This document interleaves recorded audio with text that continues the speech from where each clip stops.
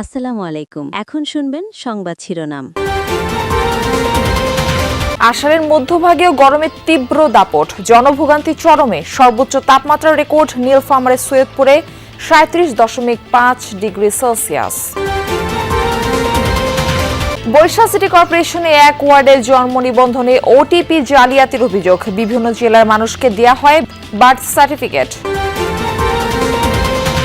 পিরোজপুরে ব্যাঙের ছাতার মতো গড়ে উঠেছে ক্লিনিক ও ডায়াগনস্টিক সেন্টার। বেশিরভাগের কাছেই নেই প্রয়োজনীয় নথিপত্র, প্রায়ই ঘটছে রোগী মৃত্যুর ঘটনা।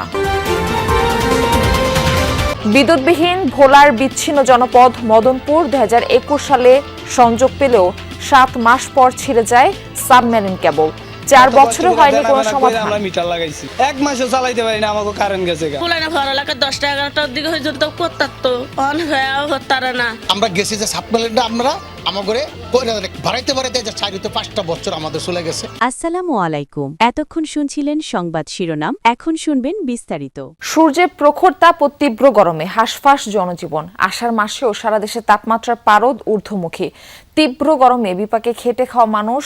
আজ দেশের সর্বোচ্চ তাপমাত্রা রেকর্ড করা হয়েছে নীলফামারীর সৈয়দপুরে 37.5 ডিগ্রি সেলসিয়াস। তবে এরই মাঝে দেশের বিভিন্ন স্থানে হালকা থেকে মাঝারি বৃষ্টির পূর্বাভাস দিয়েছে আবহাওয়া অধিদপ্তর। আষাঢ় মাস শেষ হবার পথে, অথচ গরমের দাপটে অস্থির অবস্থা। বেলা গড়ানোর সাথে সাথেই বাড়তে থাকে সূর্যের তাপের প্রখরতা। মধ্য দুপুরের ভ্যাপসা গরমে অতিষ্ঠ জনজীবন। সবচেয়ে বেশি ভোগান্তিতে খেটে খাওয়া মানুষ। গরমে মানুষের খুব দুর্ভোগ, মানুষের ক্লান্ত হয়ে যাচ্ছে, মানুষ কর্ম করতে পারছে না, মানুষ ঘর থেকে বাইরে বেরোতে পারছে না। শহরে আসতে আসতে এসে গাড়ি চালাচ্ছি, ভাড়া হচ্ছে না, কিন্তু তারপরেও এখন পেট তো চালাই যাবে। পেট চালাই চলে আমার আশাই লাগবে। শহর রাস্তায় যানবাহনের সংখ্যাও অন্যান্য দিনের তুলনায় কম। গরমের সাথে দুর্ভোগ বাড়িয়েছে লোডশেডিং। আজ দেশের সর্বোচ্চ তাপমাত্রা রেকর্ড করা হয়েছে নীলফামারীর সৈয়দপুরে 37.5 ডিগ্রি সেলসিয়াস। কারেন্টের সংকট না, কারেন্ট তো বারে বারে যায়, বারে বারে আসে। গরম একবারে সেজন্য পানিতে গোসল করতে আসছি, কিন্তু গোসল করতে এসে ওইখানে পানি গরম রোদের কারণে। তবে এরই মাঝে স্বস্তির খবর দিয়েছে আবহাওয়া অধিদপ্তর। পূর্বাভাস অনুযায়ী ঢাকা, রাজশাহী, ময়মনসিংহ ও বরিশাল বিভাগে হালকা থেকে মাঝারি এবং চট্টগ্রাম ও সিলেট বিভাগে ভারী বর্ষণ হতে পারে। তীব্র তাপপ্রবাহের বিষয়ে আমরা বিস্তারিত তথ্য জেনে আসবো। নীলফামারী থেকে আমাদের সঙ্গে যুক্ত হচ্ছেন আমাদের সহকর্মী। আজ তো সৈয়দপুরের সর্বোচ্চ তাপমাত্রা রেকর্ড করা হয়েছে। এই যে তাপমাত্রা, এর ফলে জনজীবনে ঠিক কতটা প্রভাব পড়েছে? মারফি, প্রথমে যে তথ্যটা আপনাকে জানাতে চাই, নীলফামারী সৈয়দপুরে বেলা 3টার সময় সৈয়দপুর আবহাওয়া অফিস আজকে সর্বোচ্চ তাপমাত্রা রেকর্ড করেছে 37.4, যেটি দেশের এটি সর্বোচ্চ তাপমাত্রা।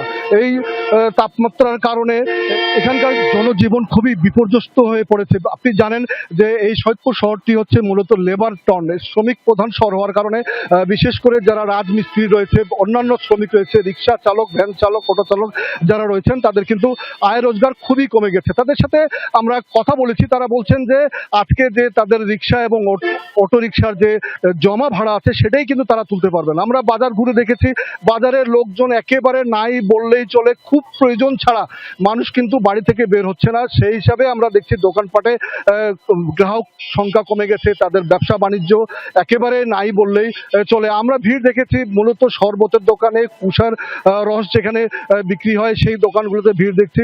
বরিশাল সিটি কর্পোরেশনের একটি ওয়ার্ডে জন্ম নিবন্ধনে ওটিপি জালিয়াতির অভিযোগ উঠেছে। 1.5 বছর আগে দায়িত্ব থেকে অব্যাহতি দেওয়া হলেও দীর্ঘ সময় জন্ম নিবন্ধনের ওটিপি ছিল সিটি কর্পোরেশনের এক অবসরপ্রাপ্ত কর্মকর্তা নিয়ন্ত্রণে। এই সময়কালে 14 নম্বর ওয়ার্ড থেকে দেশের বিভিন্ন জেলার মানুষের জন্ম নিবন্ধন করা হয়। যদিও ওই কর্মকর্তার দাবি, সব দোষ তৎকালীন ওয়ার্ড সচিব নজরুল ইসলামের। 24 আগস্টের পর বরিশাল সিটি কর্পোরেশনের কাউন্সিলরদের অপসারণ করা হয়। সে বছরই অক্টোবরে নগর ভবনের কর্মকর্তাদের মাঝে 30টি ওয়ার্ডের দায়িত্ব ভাগ করে দেয়া হয়। 14 নম্বর ওয়ার্ডের দায়িত্ব পান উপসহকারী প্রকৌশলী শফিকুল আলম। তিনিই পান জন্ম নিবন্ধনের আইডি খোলার ভার। কিন্তু সেই বছরের ডিসেম্বরেই দায়িত্বপ্রাপ্তদের অব্যাহতি দিয়ে নতুন আদেশ জারি করে তৎকালীন সরকার। এবার দায়িত্ব পান জনস্বাস্থ্য প্রকৌশল অধিদপ্তরের তত্ত্বাবধায়ক প্রকৌশলী শহীদ শহীদুল ইসলাম, তবে তার নামে খোলা হয়নি নতুন আইডি। আগে দায়িত্বে থাকা শফিকুল আলমের মোবাইলে যেত ওটিপি, তার কাছ থেকে কোড নিয়ে জন্ম নিবন্ধন করে দিতেন ওয়ার্ড সচিব নজরুল ইসলাম, আর প্রিন্ট কপিতে স্বাক্ষর নিতেন দায়িত্বপ্রাপ্ত শহীদুল ইসলামের। সম্প্রতি অনিয়মটি ধরা পড়ে 14 নম্বর ওয়ার্ডের বর্তমান সচিবের চোখে। আমি যখন ওটিপি পাঠাইছি তখন আমি স্যারের কাছে গেছি, স্যারের কাছে আমি স্যারের নামে নিবন্ধন চাইছি, স্যার আপনার নামে আইডি আছে? আমার নামে আইডি আছে কিনা জানি না, তো নজরুল সাহেব জানি কীভাবে কী করছে, আমি ভালো জানি না। এরপরে ডিসিপি দেওয়ার পর আমি নিবন্ধকের কাজ করছি, স্যারের আইডি হওয়ার পরে। এই যে আমাদের শহীদুল স্যার। কর্মকর্তারা বলছেন, নিয়ম অনুযায়ী দায়িত্বপ্রাপ্তদের নাম ও প্রয়োজনীয় কাগজপত্র সহ জেলা প্রশাসনের স্থানীয় সরকার বিভাগে চিঠি দেয় সিটি কর্পোরেশন। সেই মোতাবেক নিবন্ধকের আইডি তৈরি করে স্থানীয় সরকার বিভাগ। 29টি ওয়ার্ডের নতুন দায়িত্বপ্রাপ্তদের প্রয়োজনীয় কাগজপত্র সরবরাহ করলেও 14 নম্বর ওয়ার্ডের দায়িত্বপ্রাপ্ত কর্মকর্তা শহীদুল ইসলামের কাগজপত্র পাঠায়নি বরিশাল সিটি কর্পোরেশনের সংশ্লিষ্টরা। 1.5 বছর পর সিটি কর্পোরেশনের আবেদনের প্রেক্ষিতে 23 মে তার নামে নতুন আইডি খোলা হয়।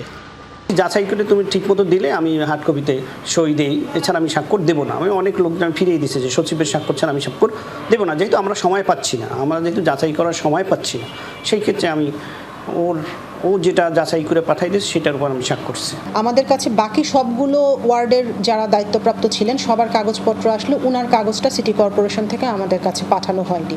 তো পরবর্তীতে আমাদের কাছে যখন কাগজটা এসেছে সাথে সাথে আমরা তার আইডিটা ক্রিয়েট করে দিয়েছি।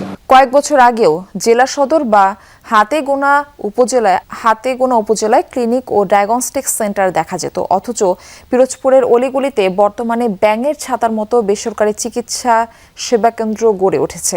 বেশিরভাগের কাছে নেই প্রয়োজনীয় নথিপত্র, তোয়াক্কা করছে না সরকারি বিধিও। এমনকি অনুমোদনের আবেদন করে অস্ত্রোপচার সহ নানা জটিল চিকিৎসা শুরু করেছে অনেকে, যার ফলে রোগী মৃত্যু সহ ঘটছে নানা অঘটন। দু একটি কক্ষ ভাড়া নিয়েই বড় সাইনবোর্ড লাগিয়ে চলছে কার্যক্রম। নেই চিকিৎসক, নেই প্রয়োজনীয় যন্ত্রপাতিও। অভিজ্ঞতা ছাড়াই করা হচ্ছে অপারেশন সহ নানা জটিল চিকিৎসা। পিরোজপুরের 7 উপজেলার অলিগলিতে ব্যাঙের ছাতার মতো গড়ে উঠেছে বেসরকারি ক্লিনিক ও ডায়াগনস্টিক সেন্টার। বেশিরভাগেরই নেই প্রয়োজনীয় কাগজপত্র, অনুমোদন না থাকার সংখ্যাটাও নেহাত কম নয়। ফলে এসব ক্লিনিকে প্রায় ঘটছে ভুল চিকিৎসা, রোগী মৃত্যুর মতো অঘটন। পিরোজপুর জেলার সকল উপজেলা নিয়ে প্রায় শতাধিক ক্লিনিক এবং ডায়াগনস্টিক সেন্টার আছে।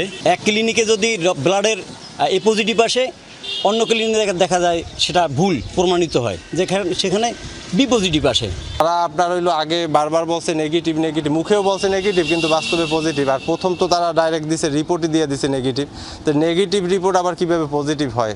ভুক্তভোগীদের অভিযোগ, প্রশাসন নীরব থাকায় দিন দিন বাড়ছে সব ক্লিনিক আর ডায়াগনস্টিক সেন্টারের দৌরাত্ম্য। কঠোর নজরদারির আওতায় আনার দাবি জানিয়েছে এলাকাবাসী। অদক্ষ, নাহলে আমার প্রথম একবার নেগেটিভ দেয়, আবার পরবর্তীতে যখন বারবার জেরা করা হইতেছে তাদেরকে জিজ্ঞাসা করা হইতেছে কিভাবে